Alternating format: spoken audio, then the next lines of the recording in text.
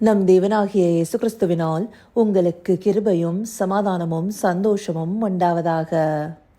இன்றைக்கு நாம வேதத்தில் குறிப்பிடப்பட்டிருக்கிற முதலாவது பலிபீடத்தை குறித்து பார்க்க போறோம். அதற்குரிய வேத பகுதி ஆதியாகமம் 8வது அதிகாரம் வசனம் 20.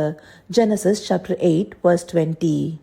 அப்பொழுது நோவா கர்த்தருக்கு ஒரு பலிபீடம் கட்டி சுத்தமான சகல மிருகங்களிலும் சுத்தமான சகல பறவைகளிலும் சிலவற்றை தெரிந்து கொண்டு அவைகளை பலிபீடத்தின் மேல் தகன பலிகளாக பலியிட்டான். இந்த வசனத்தில் தான் முதலாவது பலிபீடம் என்னும் வார்த்தை இடம்பெற்றிருக்கு. இந்த பலிபீடம் எதற்காக கட்டப்பட்டது?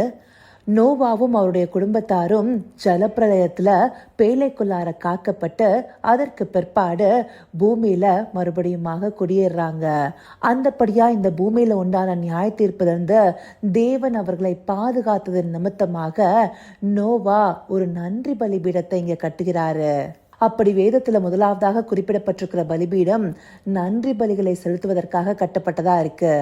அந்தபடி தேவன் செய்த நன்மைய மறவாமல் நினைத்து அவருக்கு நன்றி பலிகளை செலுத்தும் போது அவர் அதுல பிரியப்படுகிறவரா இருக்கிறாரு.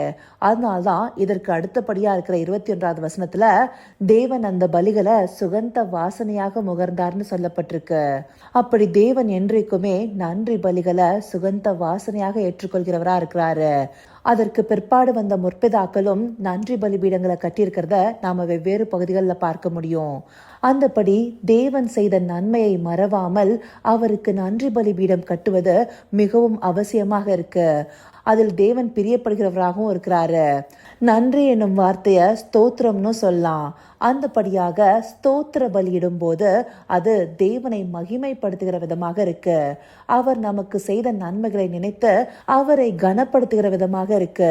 அதனால்தான் சங்கீதம் 50வது அதிகாரம் 23வது வசனம், ஸ்தோத்திர பலியிடுகிறவன் என்னை மகிமைப்படுத்துகிறான், தன் வலியை செவ்வைப்படுத்துகிறவனுக்கு தேவனுடைய ரட்சிப்பை வெளிப்படுத்துவேன் என்று சொல்கிறார்னு சொல்லப்பட்டிருக்கும்.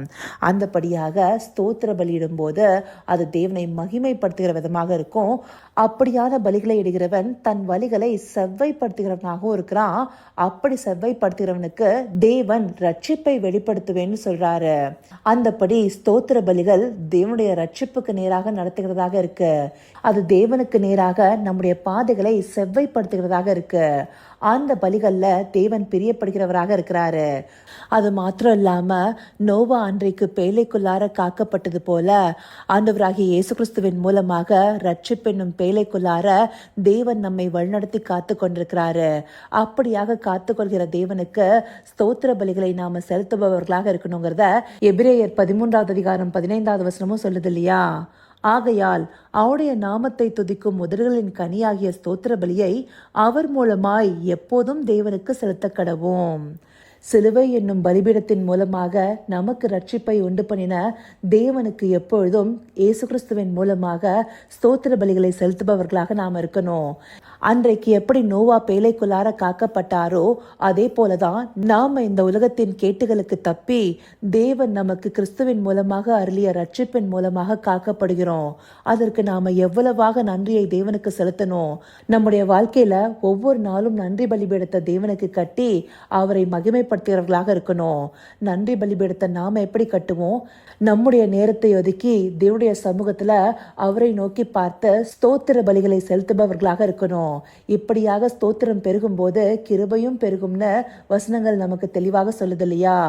அந்தபடியாக நம்முடைய வாழ்க்கையில தேவனை மகிமைப்படுத்துகிற நன்றி பலிபீடம் கட்ட வேண்டியது அவசியமா இருக்குங்கிறத இந்த பகுதிகள் நமக்கு தெளிவாக உணர்த்துது. இதை அறிந்து கொண்டு தேவனை மகிமைப்படுத்துகிற நன்றி பலிபீடம் கட்டுபவர்களாக இருக்க அவரை நோக்கி பார்ப்போமா? கர்த்தாவே, தேவாதி தேவனே, உமக்கே இந்த வேளையில நன்றி செலுத்துகிறோம் ராஜா.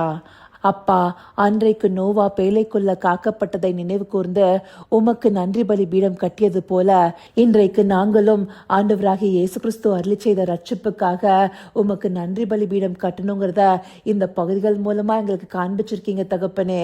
அந்தபடியாக நன்றியுணர்வு உள்ளவர்களாக ஒவ்வொரு நாளும் உம்முடைய சமூகத்துல நன்றி பலி பீடம் கட்டுபவர்களாக நாங்க காணப்படணும் தகப்பனே.